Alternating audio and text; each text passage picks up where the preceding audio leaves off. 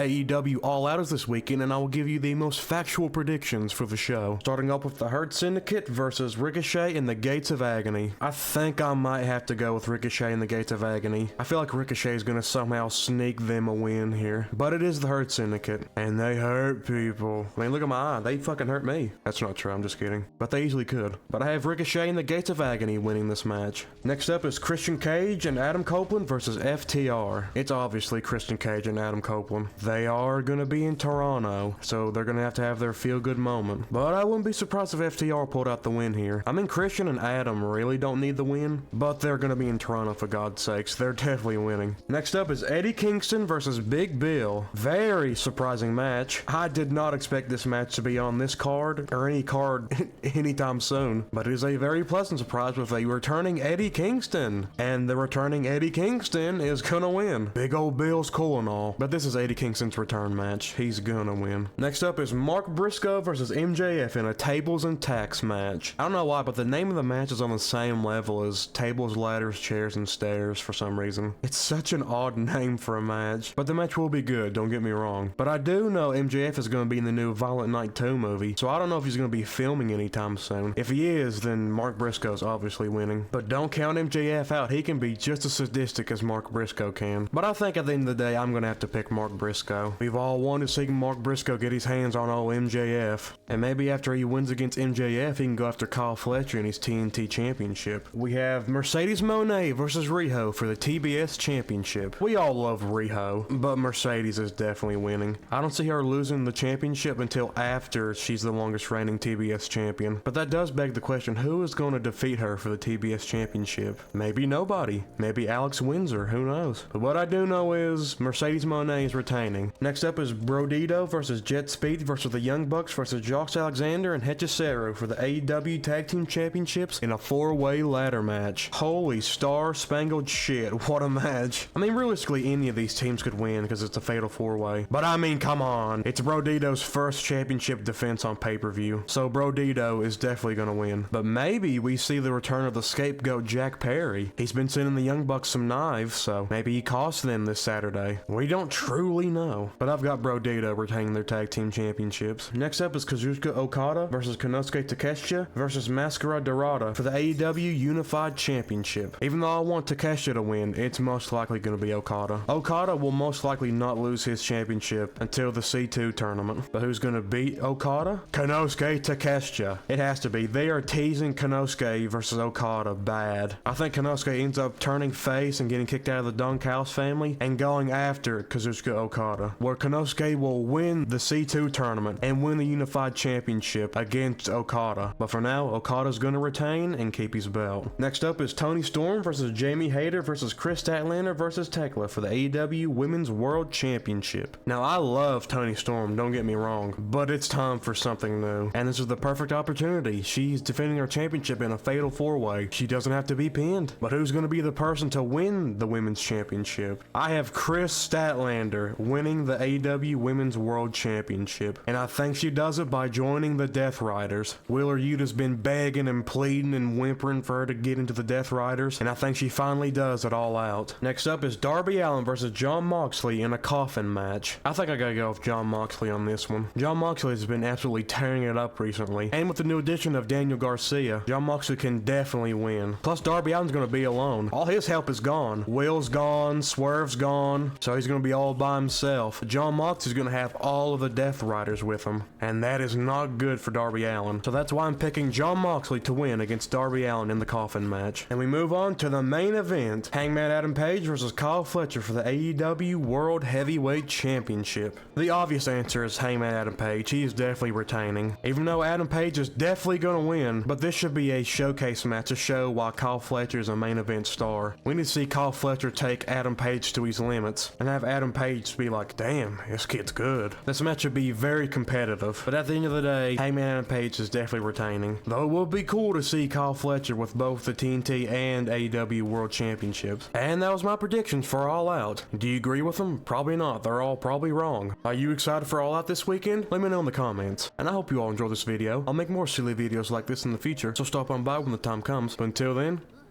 be careful.